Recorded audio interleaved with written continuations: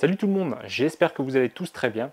En cette période d'été, il fait très chaud, hein, on le sait, et les choses primordiales qu'on aimerait bien avoir toujours sur soi quand on se balade en voiture, surtout, c'est de quoi s'hydrater, hein, et de manière fraîche. Donc l'idéal, c'est de prendre généralement soit une petite glacière portable, hein, vous savez, les petites glacières qu'on trouve pliables, voilà, qu'on peut mettre quelques petites bouteilles d'eau, etc. Ou alors si on a un grand coffre, on a voilà, une grosse voiture, on prend carrément la grosse glacière, voire même la grosse glacière électrique. Et aujourd'hui justement, la marque Vevor m'a contacté pour vous présenter un nouveau produit qui commercialise actuellement et qui est plutôt pas mal. Je vous montre ça tout de suite. Alors vous le voyez peut-être pas, mais ici on est dans le coffre de la Tesla, mais il n'y a rien en fait à présenter. Mais si, ça se passe à l'intérieur. Une glacière électrique et elle rentre dans le sous-coffre d'une Tesla Model Y. Donc c'est parti, je vous présente ça tout de suite.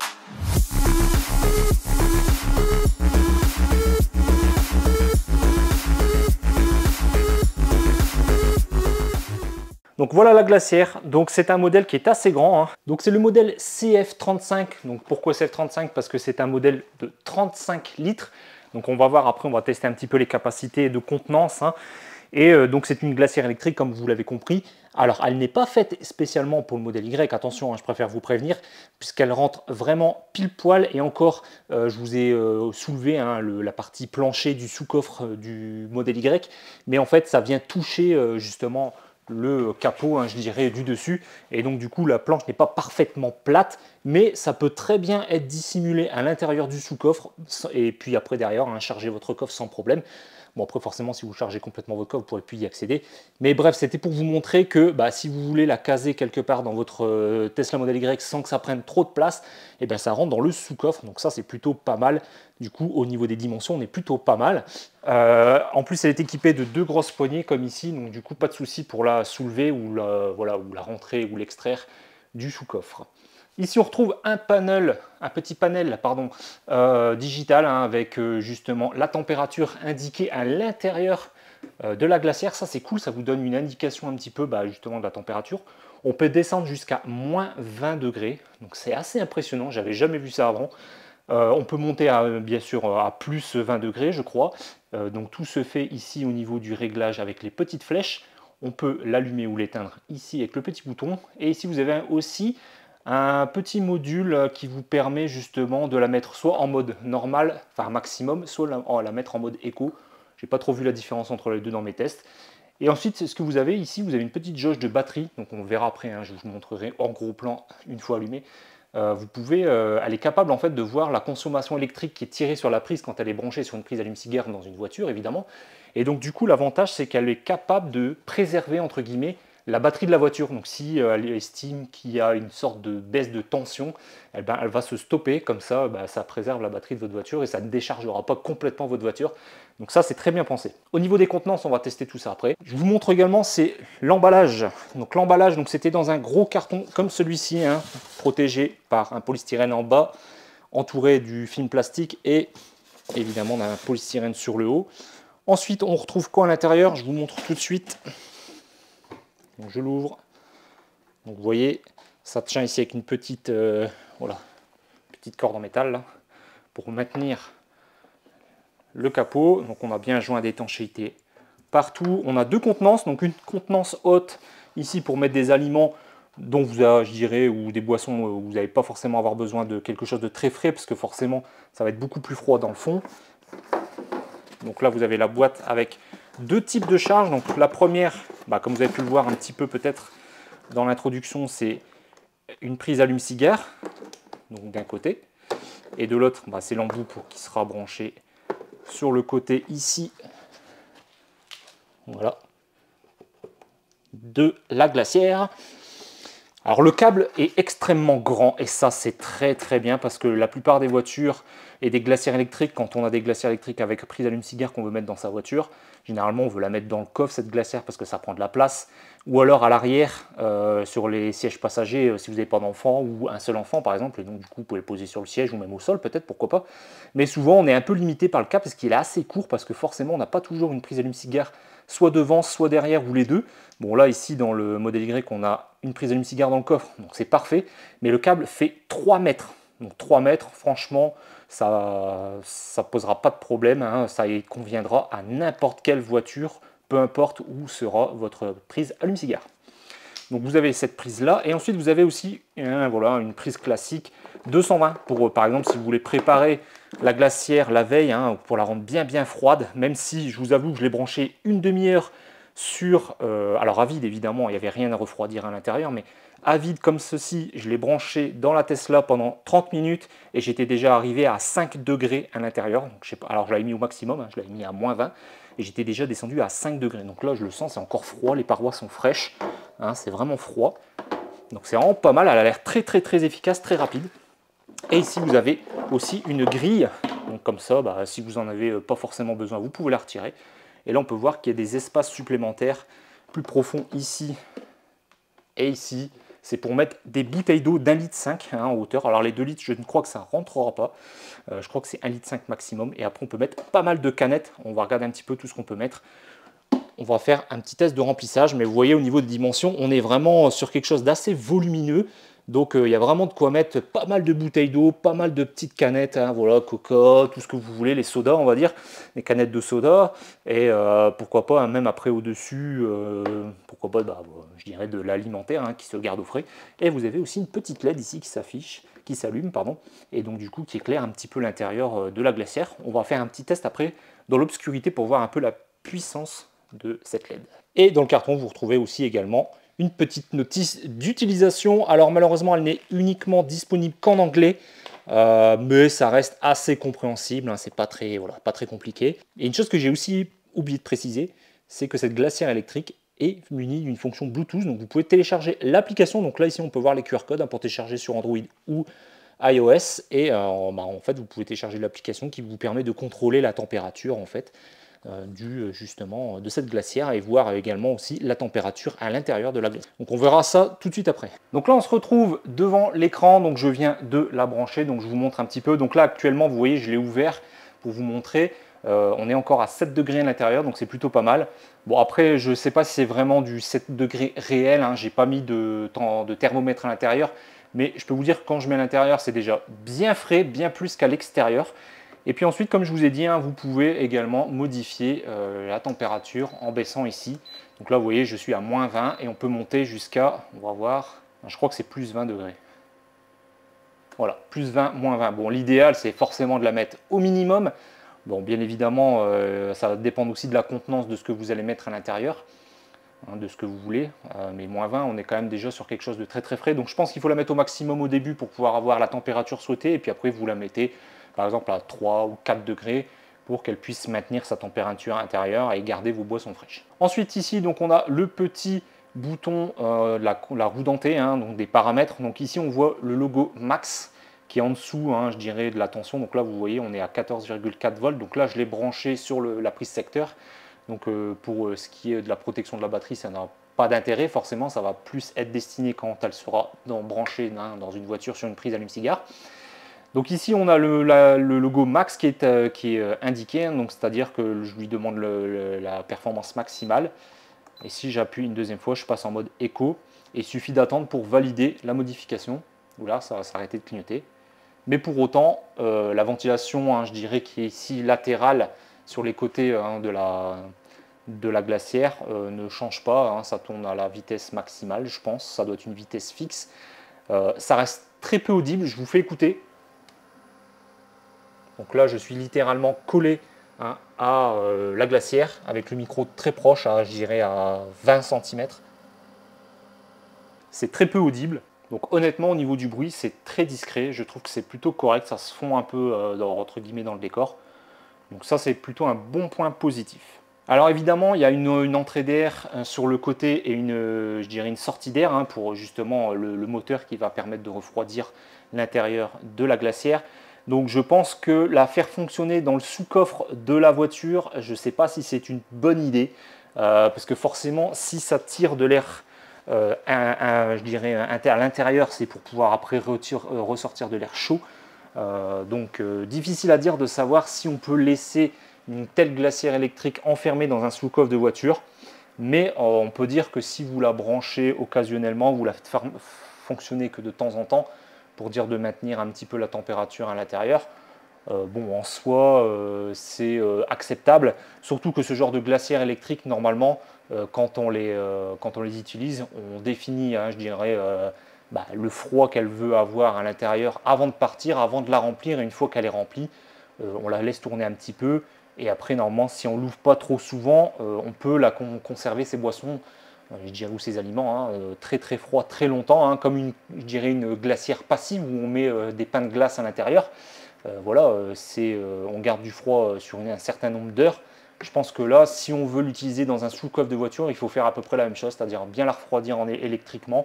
Et une fois qu'elle est bien froide, voilà, vous pourrez la stocker dans votre sous-coffre. Donc voilà, donc moi je cautionne pas trop l'utilisation fermée dans le sous-coffre, ou peut-être de manière occasionnelle, pas trop longtemps, par des petites sessions peut-être, sachant que vous pouvez la piloter via l'application, je vous montrerai tout de suite après. Donc normalement vous pouvez l'allumer et l'éteindre à distance. Donc là, vous voyez, on est déjà redescendu à 5 degrés, alors qu'on était à 7 quand j'ai commencé le rush. Hein. Donc là, il n'y a pas longtemps que j'ai redémarré la caméra et on peut voir que ça fonctionne plutôt bien, quoi. Ça fait à peu près 5 minutes et on a déjà perdu 2 degrés. Donc si j'appuie sur le bouton ici rouge on-off, donc l'écran s'éteint et normalement, on devrait entendre la ventilation s'arrêter. Voilà, c'est le cas, on n'entend plus du tout, donc là elle est bien arrêtée. Donc forcément, si vous pouvez la piloter, vous pouvez la laisser dans votre sous-coffre et puis la piloter, ça c'est plutôt cool. Donc je vais vous montrer l'application justement, donc je vais la télécharger tout de suite et je vous montre. Donc là, pour l'application, soit vous scannez le QR code, soit vous téléchargez l'application Carfridge Freezer. Donc moi je viens de la télécharger. Donc la première fois que vous ouvrez l'application, voilà comment ça se présente. Donc là, elle demande à autoriser le Bluetooth, donc oui. Donc là, j'ai fait Start Scanning donc pour pouvoir trouver justement la glacière. Donc là, elle l'a trouvé. Donc WT0001. Donc j'appuie dessus. On entend le bip. Donc là, on voit APP. Donc c'est pour l'appairage. Donc on attend que ça se passe. Là, il me demande d'appuyer sur Press Setting bouton pour contrôler, je dirais, pour valider l'appairage. Donc là, je ne l'ai pas fait à temps, je vais recommencer. Donc, voilà, j'appuie et c'est parti. Voilà, donc là, vous avez l'application. Donc vous voyez que je l'ai réglé sur moins 20 degrés. Et là, il me dit qu'on est déjà passé à 2 degrés à l'intérieur. Donc voilà, current température 2 degrés. Et donc, vous voyez bien le bouton on-off ici. Donc si j'appuie dessus, vous voyez qu'elle s'éteint. Est-ce que ça va redémarrer ou est-ce que ça coupe le Bluetooth? Ça, par contre, c'est une bonne question. Donc non, on peut bien l'allumer à distance. Donc le Bluetooth reste bien disponible, même quand elle est coupée électriquement. Hein, je dirais au niveau du panel, hein, pas forcément débranché. Donc ça, c'est cool. Et ensuite, on retrouve les autres fonctionnalités comme j'ai pu vous décrire. Hein, donc le mode éco, le mode... donc on va enlever le mode éco pour que ça passe en mode max. Vous pouvez la locker. Alors, c'est-à-dire pas la verrouiller, hein, bien évidemment. Mais c'est-à-dire ici, vous pouvez voilà, appuyer, il ne se passe plus rien au niveau du bouton. Regardez. Donc, parce que je l'ai verrouillé au niveau de l'application, donc là je vais déverrouiller. Vous pouvez la désappairer, hein, forcément. Et ensuite, justement, la protection de la batterie de la voiture. Donc vous avez le L pour low, M pour medium, donc moyen, et O pour H pour height, pour haut. Comme ça, si vous mettez sur high et qu'elle voit vraiment une baisse de tension au niveau du voltage, eh bien, elle va se couper pour préserver la batterie de votre voiture. Donc maintenant, je vais faire un test pour vous montrer la petite lumière qui est à l'intérieur pour voir sa capacité d'éclairage. À mon avis, c'est vraiment une petite lumière d'appoint pour voir légèrement ce qui se passe dans la glacière. Donc je vais couper la lumière, on va être dans le noir un petit peu et on va voir comment ça se passe. Donc là, il fait noir dans le garage, alors quasiment noir. Hein. J'ouvre. Ouais, c'est pas trop mal. C'est correct. Alors, vous n'allez peut-être pas bien le voir, mais moi, je vois un petit peu l'intérieur ici du bac principal. Et beaucoup plus, évidemment, le bac qui est situé en haut à proximité de la lumière. Voilà, c'est là, ça a le mérite d'être là, c'est bien, mais c'est pas non plus extraordinaire. Hein. Voilà, ça dépanne, on va dire. Donc maintenant, on va passer au test de la capacité. Hein. Vous allez voir, on peut mettre énormément de choses. Je ne pensais pas qu'on pouvait en mettre autant. Au visuel, quand c'est vide, on se dit oui, c'est grand, mais c'est pas non plus énorme. Et en fait, c'est vraiment pas mal. Regardez. Donc j'ouvre. Donc vous voyez, j'ai mis 2 grandes bouteilles d'1,5 litre. Voilà, je vous montre, hein, 1,5 litre. Donc ça rentre sans problème, c'était bien fermé, hein, bien clipsé. J'ai mis voilà, des petites boissons comme ça en carton. Et il y a quand même pas mal de capacité, hein. Là, ici, j'ai mis 2 canettes. On pourrait encore en mettre une troisième, voire une quatrième. Donc, en plus, c'est des grandes, c'est des 33 centilitres, même pas des 25. Et là, regardez tout ce que j'ai mis. J'ai mis 1, 2, 3, 4, 5, 6, 7, 8, 9, 10, 11, 12. J'ai mis 12 canettes. Et on peut encore en mettre, je pense, au moins autant. C'est impressionnant, vous avez 2 grandes bouteilles d'eau en plus, donc c'est vraiment pas mal. Franchement, en termes de capacité, c'est le top. Franchement, c'est le top. Je pense qu'on pourrait même remplir que de canettes, ça serait assez impressionnant. Je pense qu'on pourrait au moins en mettre 30-40 facile. Donc voilà, donc ça vous donne quand même une bonne idée de la contenance et de la capacité de cette glacière, qui est vraiment pas mal. Donc là, au passage, je ne vous ai pas montré, mais on est passé à moins 4 degrés. Je suis même pas à 20 minutes de vidéo, hein, donc c'est assez impressionnant. Alors bon, c'est vrai que je l'avais mis en route une demi-heure avant, hein, pour les tests dans la voiture, et on était déjà descendu à, je crois, à 5-6 degrés, sachant que dans le garage actuellement, hein, il fait 21 degrés. Donc franchement, très très efficace. C'est pas la première glacière électrique que je possède. J'en avais déjà eu une il y a quelques années de cela, bon, alors pas aussi moderne, un peu plus petite, et honnêtement elle mettait un temps énorme pour pouvoir se refroidir. Là c'est vraiment le top, et en plus c'était avec un système de ventilation avec un radiateur à condensation en aluminium. Là c'est pas le cas, c'est vraiment comme l'intérieur d'un frigo. Il n'y a pas de un système avec de l'air qui rentre et qui refroidit, je dirais un bloc d'aluminium, hein, vous savez, les dissipateurs thermiques, un peu comme dans les PC, on peut dire. Là, c'est vraiment les parois qui sont extrêmement froides. Regardez, ça givre, on le voit ici, c'est tout blanc, regardez. Si je passe mon doigt, regardez, il y a déjà de la glace qui se forme. C'est assez impressionnant. C'est vraiment, je suis bluffé. Je ne m'attendais pas à aussi performant. Voilà, donc on arrive à la fin du test de cette glacière, donc la Vevor FC35, donc pour 35 litres de contenance. Donc je suis très agréablement surpris, hein, surtout pour le fait de regarder, de pouvoir le mettre ça dans le sous-coffre, et ça se voit plus, surtout pour les Tesla Model Y. Alors il existe des capacités plus petites, donc qui seront certainement plus adaptées par exemple pour votre Tesla Model 3, ou même pour une autre voiture qui aurait par exemple un sous-coffre de cette capacité, et qui vous permettrait justement de mettre une glacière de ce type à l'intérieur. Donc vraiment une très très bonne glacière, donc je peux que vous la recommander. Alors le tarif est assez élevé quand même, on va pas se mentir. Mais voilà, on est sur quelque chose de très similaire à ce qu'on pourrait dire être limite un frigo, tellement c'est efficace, c'est rapide à refroidir. Ça, c'est plutôt une bonne chose à savoir, hein. Comme ça, même si vous êtes pris au dépourvu, ou alors vous décidez à la dernière minute de partir quelque part où il va faire chaud, vous avez besoin d'une glacière efficace et qui peut être refroidie sur le long de votre trajet. Vous n'avez pas pensé à mettre vos pains de glace au congélateur, bah, vous avez cette glacière qui est parfaite, hein. Vous mettez ce qu'il y a de frais à l'intérieur, vous la branchez sur l'allume-cigare, et vous pouvez même la piloter avec le Bluetooth. Franchement, elle a quasiment que des points positifs. Les 2 points négatifs que je pourrais donner, le premier, c'est qu'elle n'a pas de roulette. Donc pour la transporter, ça peut être un peu compliqué une fois qu'elle est remplie, hein, surtout avec beaucoup de boissons, hein, ça fait très vite du poids. Donc de ce côté-là, c'est un premier point négatif. Et le deuxième que je pourrais donner, même si ce n'en est pas vraiment un, mais la plupart du temps maintenant, les gens ont des bouteilles d'eau de 2 litres. Et malheureusement, 2 litres, ça ne rentrera pas dans cette glacière. Mais bon, voilà, des 1,5 litre, vous avez vu, ça rentre, et plein de canettes, évidemment, là, il n'y a pas de problème de ce côté-là. Alors, vous pouvez aussi la brancher sur une batterie portable, hein, comme celle-ci, par exemple. Donc là, j'ai pris l'exemple de la PowerNest que j'avais là sous la main. Ça vous permet de vous montrer aussi combien ça consomme. Donc forcément, au niveau du voltage, on est un petit peu plus bas que sur la prise allume-cigare de la Tesla. La Tesla, on était autour des 14,4-5 volts.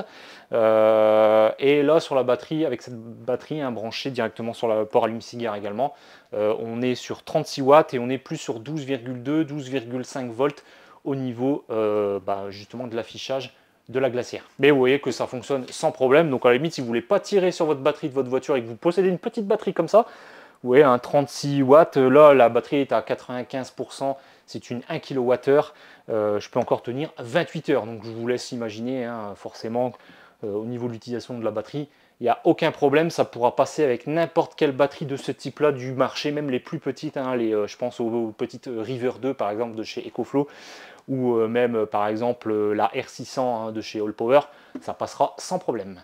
Donc voilà, donc ce modèle, hein, 35 ou 36 litres pour être précis, je crois.